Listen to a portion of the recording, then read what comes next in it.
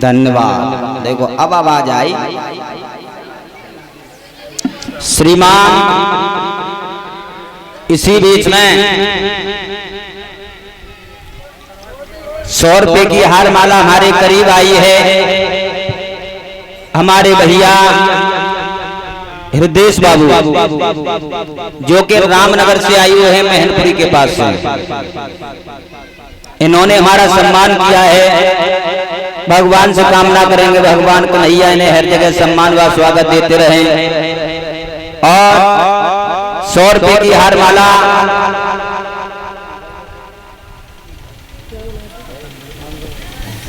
हमारे भैया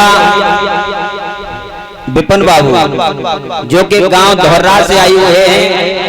और कही जाए तो ये भैया हमें पहले से ही जानते हैं, मगर इन्होंने हमारा सम्मान किया है।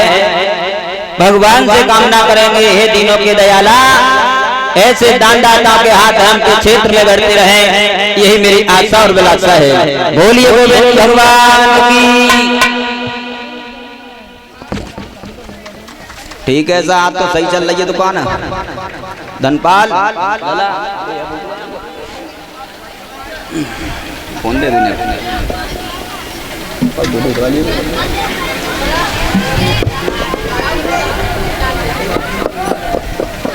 और एक फोटो ले ली लला।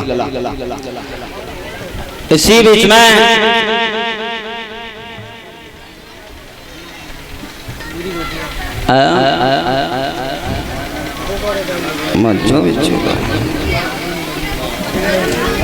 हाँ रुक जी बेटा।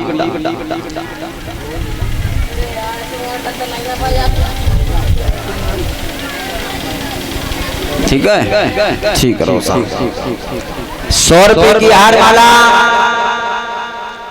और 1100 रुपए सम्मानित कर रहे हैं। सभी साथियों को 20-20 रुपए से सम्मानित कर रहे हैं।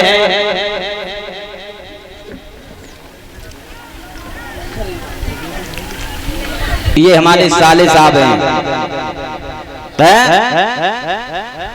गांव परसरा से आए हुए, महारोल के पास पड़ता है। 1100 रुपए से हमें सम्मानित कर रहे हैं। 100 रुपए की हार माला सभी साथियों को 20-20 रुपए से सम्मानित कर रहे हैं। ऐसे दानदाताओं के हाथ धर्म के क्षेत्र में बढ़ते रहें। ये हमारे साले साहब है, नाम है संजय यादव। धन्यवाद, बहुत सुंदर बात।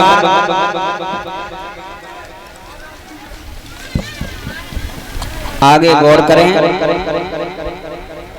कथा में। महाराज उग्रसेन हुए, बड़े ही सुंदर राजा, बड़े ही नीतिवान राजा हैं। प्रजा में कोई भी कलेश नहीं है। जहां शेर पानी पीता है उसी घाट पर बकरी पानी पीती है। लोगों, एक दिन का समय महाराज उग्रसेन की एक पत्नी थी, नाम है पवन रेखा। पवन रेखा ने सहेलियों को साथ में लिया और वन विहार करने के लिए वन की ओर बढ़ी। जब जंगल में पहुंची, जंगल में पहुंची है लोगों, तो इतनी तेज आंधी और तूफान आया लोगों,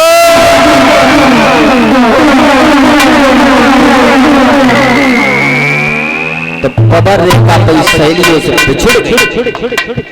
जब सहेलियों से बिछड़ी तो पवन रेखा डरने लगी है, विचार कर रही है इतनी तेज आंधी और तूफान बरसात हो रही है। तब तक बहू का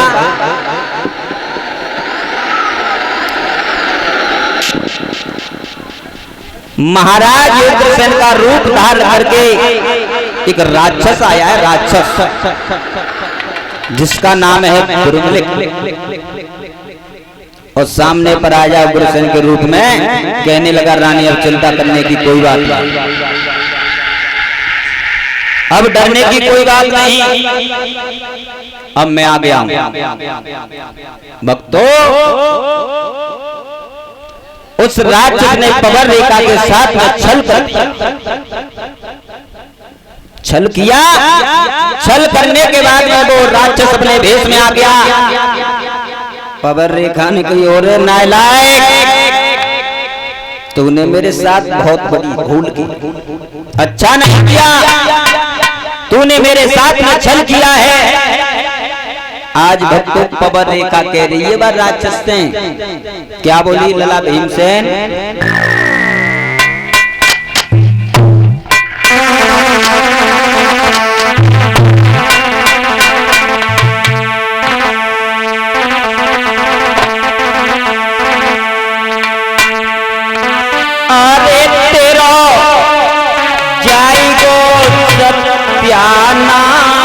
धर्मी और धर्म बिगाड़ो मेरो।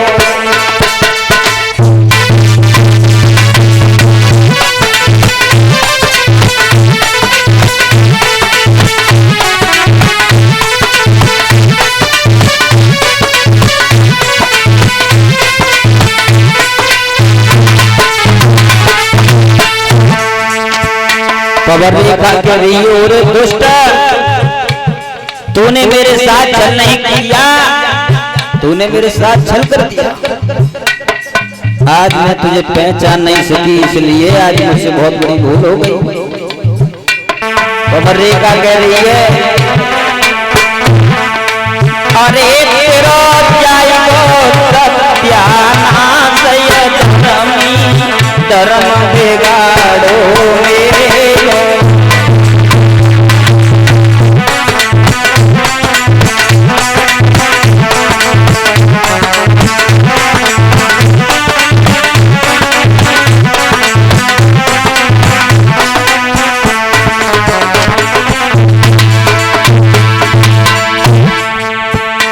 जो पहले जानी जो लेती तेत्राप समा कर देती,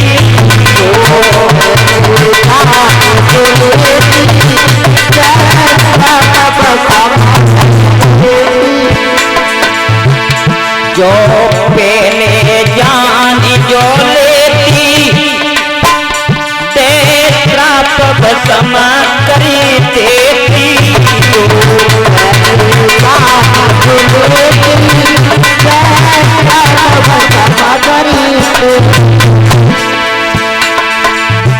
मेरो जीवन बहु बेकार धर्मी, धर्म बिगाड़ो मेरो।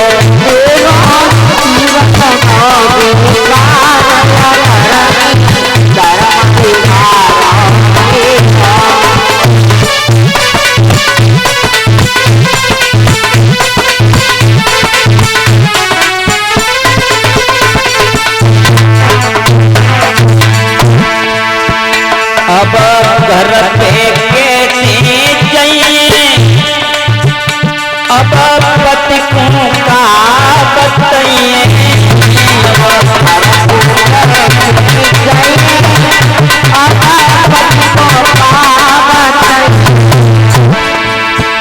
मैं घर पे कैसे जाइए, अब पति को का बताइए,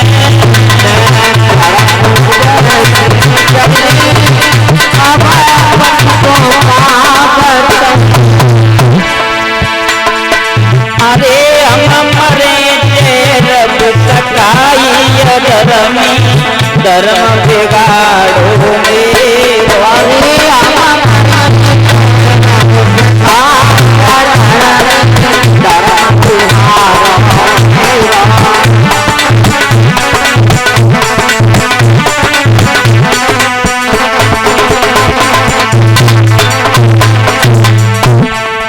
अरे तेरो जाएगो सत्यानाश धर्मी, धर्म बिगाड़ो मेरो।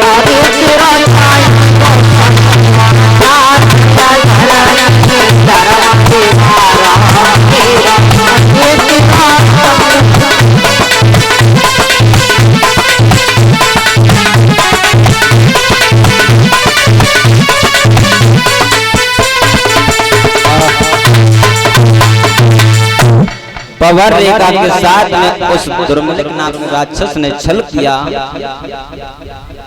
छल करने के बाद में अपने भेष में आ गया तो पवर रेखा ने कहा, अरे नालायक, तूने मेरे साथ अच्छा नहीं किया, मेरे साथ में छल किया। आज भक्तों धीरे धीरे धीरे धीरे समय का चक्र चलता रहा।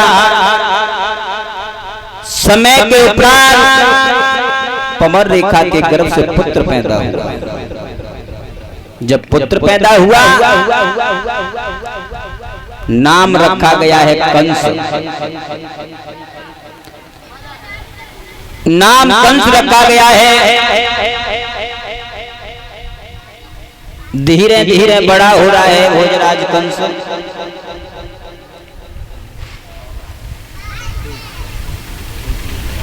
ध्यान रखना परीक्षित महाराज, कंस इतना अत्याचार करने लगा, छोटे छोटे बच्चों को मार देता है। मथुरा में खलबली पड़ गई कि ये कंस बच्चों को नहीं छोड़ रहा है, इतना अत्याचार कर रहा है।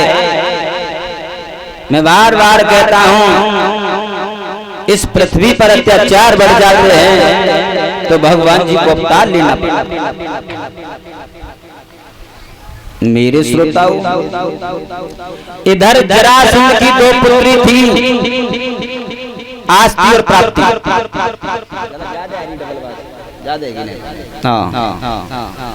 आस्ती और प्राप्ति और डाउन करो।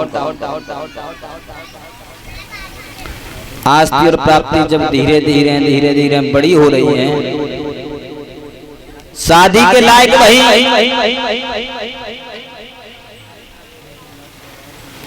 तो जरासंध मन में विचार कर रहा है कि मेरी दोनों पुत्री आस्ती और प्राप्ति शादी के लायक हो गई हैं, इनके लिए कहीं वरना ढूंढना।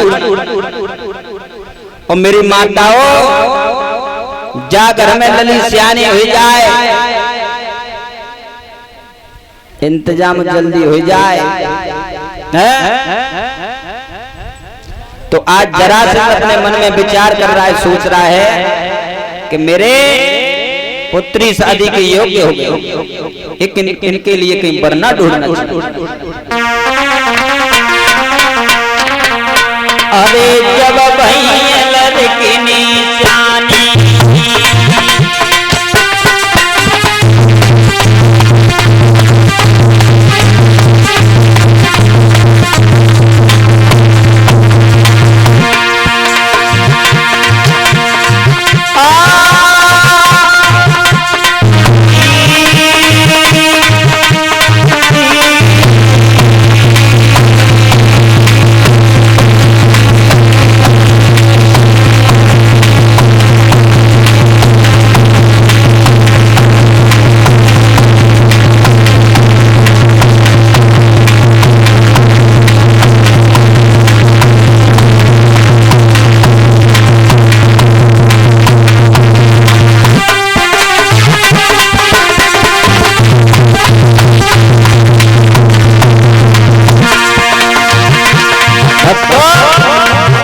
प्राप्ति शादी के लायक नहीं, जरासंध में सोच रहा है मेरी पुत्री शादी के लायक हो गई।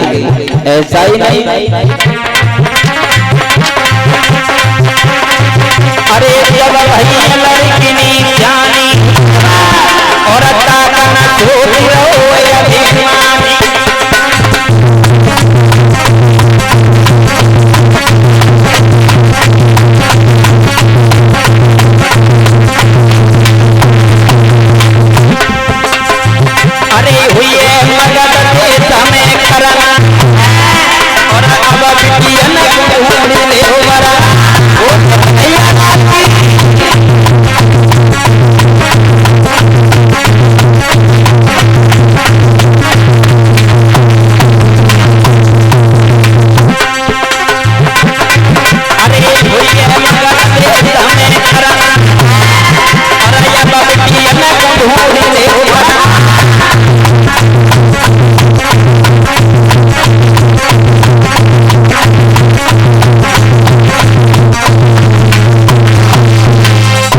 ध्यान रखना, आस्ती और प्राप्ति शादी के लायक वही, जरासंध ने सोचा कि मेरी पुत्री शादी के योग्य हो गई। धीरे धीरे धीरे धीरे समय का चक्र चलता रहा। जब शादी की बारी आई तो एक हजार के द्वय मुगदल डलवाए दे मेरे भक्तों बीच चौक में, और शर्त लगा दी इन दोनों मुगदलों को जो अंबर में मिला देगा उन्हीं के साथ में पुत्री की शादी हो जाए। दूर दूर से राजा महाराजा वीर क्षत्रिय प्रवेश हुए। कैमरा भाई भैया पीछे से देख ले, उन्हें माता ना देख पाई।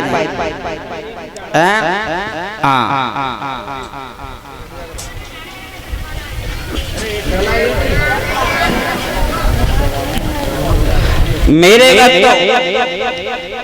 हजार के द्वय मुगदल डलवाए दे बीच चौक में शर्त लगा दी है, इन दोनों मुगदलों को जो अंबर में मिला देगा उन्हीं के साथ में शादी हो जाए। राजा महाराजा वीर क्षत्रिय चले हैं, इधर कंस भी चला।